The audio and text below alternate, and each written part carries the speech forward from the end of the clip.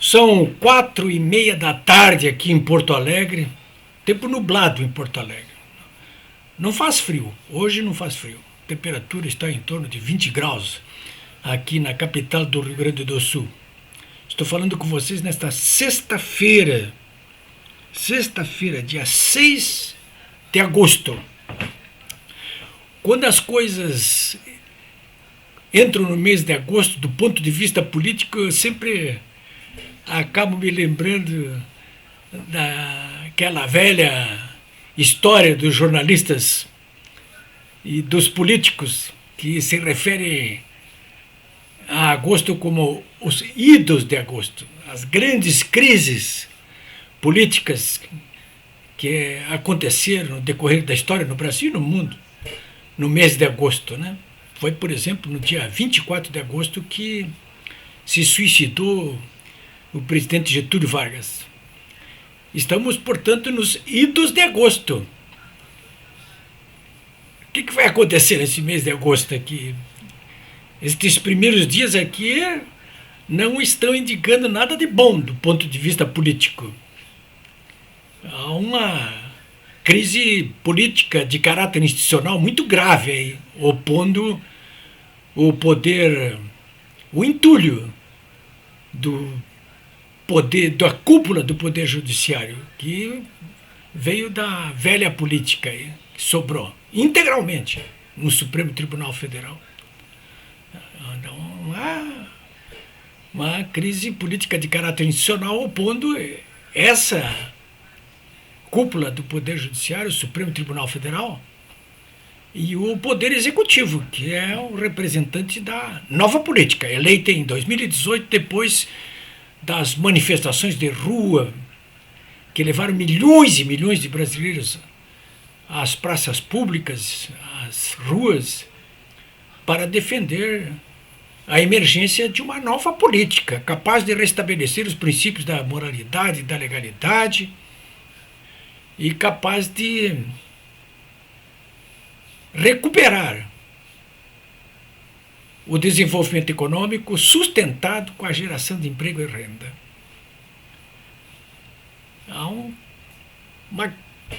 Houve uma queda de braço com esse entulho resultante da velha política alojada no Supremo Tribunal Federal e o Poder Executivo. As coisas estão se agravando muito aí nos últimos dias, como vocês viram. Mas eu até nem quero falar propriamente a respeito dessa crise política de caráter institucional. Ela se agravou muito no decorrer dessa semana. Nós já falamos nisso aí, né, durante os últimos dias. Hein? E eu vou voltar a falar sobre isso aí porque eu quero contar para vocês o que eu acho que vai acontecer ainda nesses idos de agosto. Ou talvez como epicentro o 7 de setembro. Quem sabe uma nova independência do Brasil. Com a remoção desses entulhos que sobraram da velha política alojados na Corte Suprema do Brasil. O que eu quero falar aqui rapidamente com vocês ainda é sobre essa questão do voto impresso auditável, ou seja, aquele comprovante que o eleitor poderá obter depois de digitar na urna eletrônica o número do seu candidato e obter ali a cópia impressa, analógica, do que ele registrou na urna ali, sem tocar nessa cédula impressa. Ele poderá ver isso através de um visor e esse comprovante será depositado automaticamente em uma urna separada ao lado, que será lacrada e poderá ser aberta para o caso de uma auditoria. É isso que propõe a PEC da deputada Bia Kicis, na comissão especial da Câmara dos Deputados. Você sabe que ontem, quinta-feira, o relatório que aprovava essa PEC foi derrotado na comissão especial. Quando isso acontece, um novo relator é indicado, que tem que apresentar um novo relatório. Esse relatório, a rigor, deverá ser apresentado daqui a pouco. Eu estou falando com vocês aqui às 4:30 da tarde, mas a previsão é de que seja o novo relatório é apresentado daqui a pouco. O relator foi escolhido pelos vencedores, portanto, por aqueles que derrotaram o relatório que introduzia o voto impresso auditável, a comissão especial. Agora, muita gente até não sabia que o rito era esse. E o que pode acontecer se o voto impresso auditável for derrotado novamente na comissão especial? O jogo não acabou. Isso ainda tem muito jogo, né? Mas os passes seguintes seriam simplesmente o seguinte, segundo declarou o próprio presidente da Câmara, Arthur Lira. Ele pode simplesmente avocar essa questão para ser decidida em plenário. E aí vai para o plenário. Ou seja, não desesperem. O jogo continua. Esse jogo continua. Amanhã, novas pressões políticas, através de uma manifestação de rua gigantesca, vai acontecer amanhã, sábado. Desta vez em Florianópolis. O presidente Bolsonaro já está em Santa Catarina. Ainda há pouco, agora, sexta-feira, dia 6 de agosto, ele esteve em Joinville, que é a maior cidade de Santa Catarina. Santa Catarina tem cidade com poucos habitantes. Joinville, que é a maior, tem 600 mil habitantes. Florianópolis tem 450, 500 mil habitantes. Mas sábado ele vai para uma motocarreata. Eu sei que está indo gente de moto aí de tudo que é parte do estado de Santa Catarina para Florianópolis. E até aqui do Rio Grande do Sul, pessoal das cidades que ficam mais perto de Santa Catarina. Então vai haver uma nova pressão política muito grande. O presidente passou a semana toda numa pressão política terrível, né? Pública. Isso depois daquelas gigantescas manifestações a favor do voto impresso auditável realizadas no final de semana em todo o país. Eu, inclusive, participei aqui em Porto Alegre, domingo de tarde, numa manifestação cujo tamanho, inclusive, me surpreendeu no Parcão. Enorme.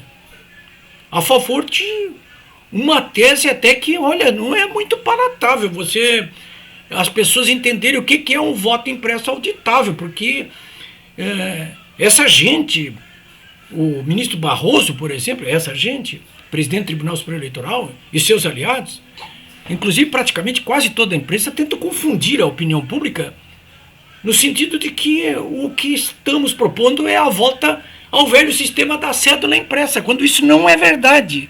Isso é mentira. Não é nada disso. O eleitor continuará indo na urna eletrônica ali e digitando o seu voto. Só que agora ele vai obter um comprovante impresso do que ele votou ali, que será depositado numa urna ao lado para conferência, uma fiscalização pública, caso isso seja necessário. É uma camada de transparência enorme, fantástica, definitiva, porque não tem como alguém alegar depois aí que vai haver fraude, que houve fraude. Não tem como alegar isso aí. Né? Tem ali um comprovante analógico e tem a votação digital ali. É simples assim, e é exatamente isso que está acontecendo. Mas o que me surpreendeu hoje muito, aliás, está me surpreendendo desde ontem, é que tem o ministro Barroso, presidente do Tribunal Superior Eleitoral, agora até ministro do Supremo Tribunal Federal, a mídia, então, nem falar. Tentam, de novo, confundir a opinião pública com informações falsas. Vocês viram aí que na quarta-feira, numa entrevista longa de quase 2 horas que o presidente concedeu à Rádio Jovem Pan, no Pingo nos Is, ele mostrou ali a cópia de um relatório feito pela Polícia Federal, a pedido do próprio Tribunal Superior Eleitoral e com base num relatório do próprio setor de informática do Tribunal Superior Eleitoral, reconhecendo que nas eleições presidenciais de 2018 foi impossível verificar se houve ou se não houve fraude, porque o sistema não permite essa verificação. Mas o que realmente se tornou um escândalo de dimensões nacional foi a revelação de que nas eleições de presidenciais de 2018, um hacker invadiu o sistema de informática do Tribunal Superior Eleitoral E permaneceu ali entre abril e praticamente novembro daquele ano. O próprio Tribunal Superior Eleitoral reconheceu isso. Reconheceu isso aí. A Polícia Federal tentou saber o que Acker tinha feito lá dentro do sistema de informática relacionado com as eleições de 2018. Pois olha, pasmem vocês, o Tribunal Superior Eleitoral informou que não tinha mais o que o pessoal da área de informática chama de log, que é o registro da história dos percursos feitos por qualquer operador, um hacker, quando penetra em algum sistema. Simplesmente o TSE tinha liquidado com esse log.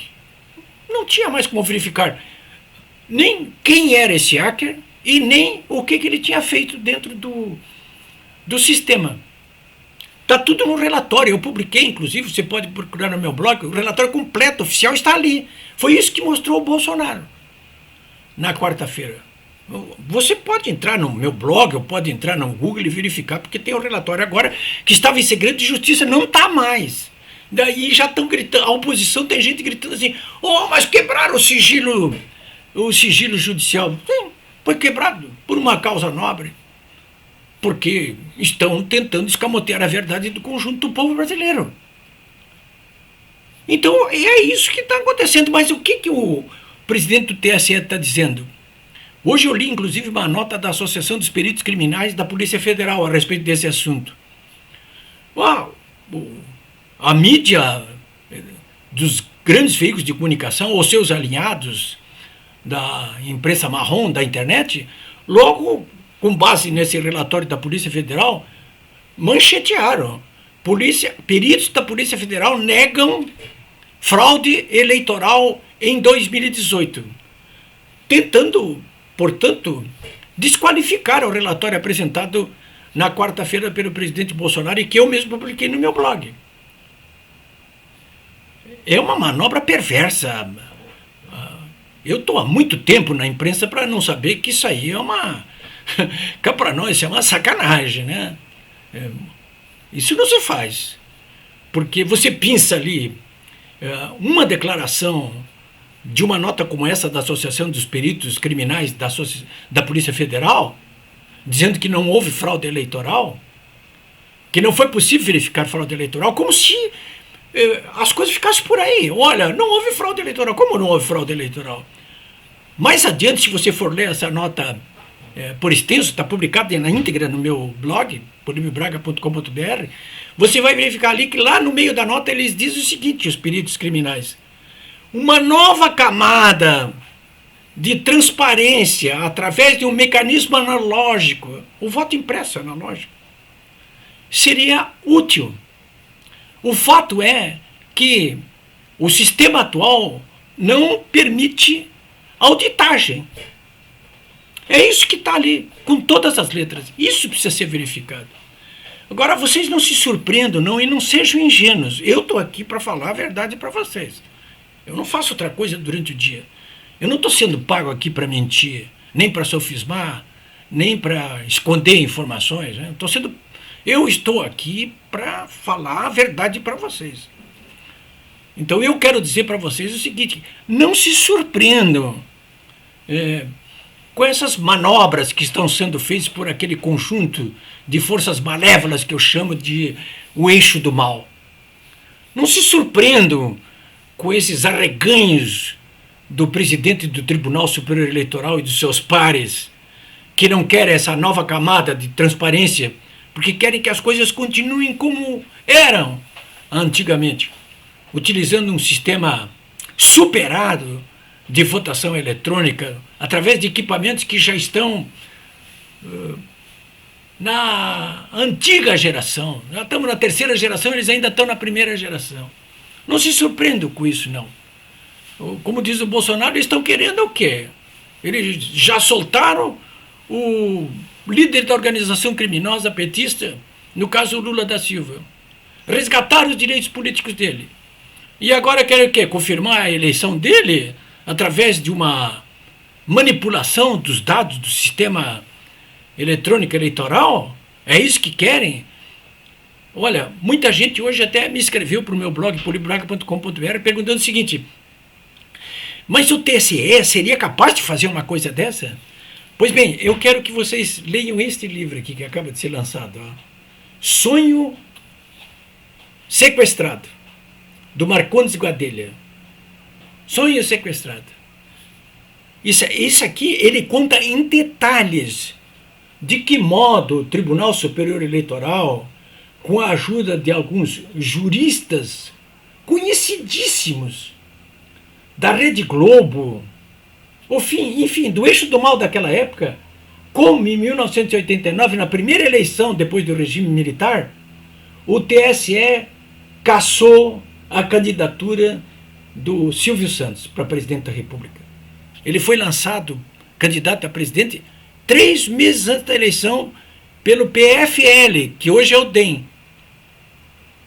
Em questão, no outro dia já as primeiras pesquisas que ele estava assim disparado na frente do Brizola, do Collor, do Lula, de todo mundo. Ia ganhar a eleição no primeiro turno. O primeiro movimento foi para cima do PFL, do DEM, que tinha um candidato na época, que era o Aureliano Chaves, que tinha sido vice do General Figueiredo. O Aureliano Chaves, que tinha que se comprometido, inclusive, a renunciar para abrir caminho para o Silvio Santos ser o candidato do PFL, voltou atrás, surpreendentemente. E em seguida, o que aconteceu? O Silvio Santos procurou um outro candidato, um outro partido, Partido Municipalista, registrou a candidatura por ali e a candidatura dele simplesmente submergiu porque o Tribunal Superior Eleitoral considerou inepto para disputar o Partido Municipalista Brasileiro. Está tudo contado em detalhes aqui. Todas essas solertes, malévolas manobras feitas para sequestrar o direito do Silvio Santos de se candidatar a presidente da República. Isso pode acontecer de novo? O Bolsonaro está todos os dias avisando: olha, vocês não vão fazer isso comigo. Há o risco disso acontecer? É evidente que há esse risco de acontecer. Passarão? Não passarão. No próximo comentário eu vou explicar para vocês por que eu estou convencido de que não passarão. Eles não têm o apoio do povo e nem das Forças Armadas. Sem isso, meu caro, fica difícil ganhar no tapetão. Eles não vão ganhar.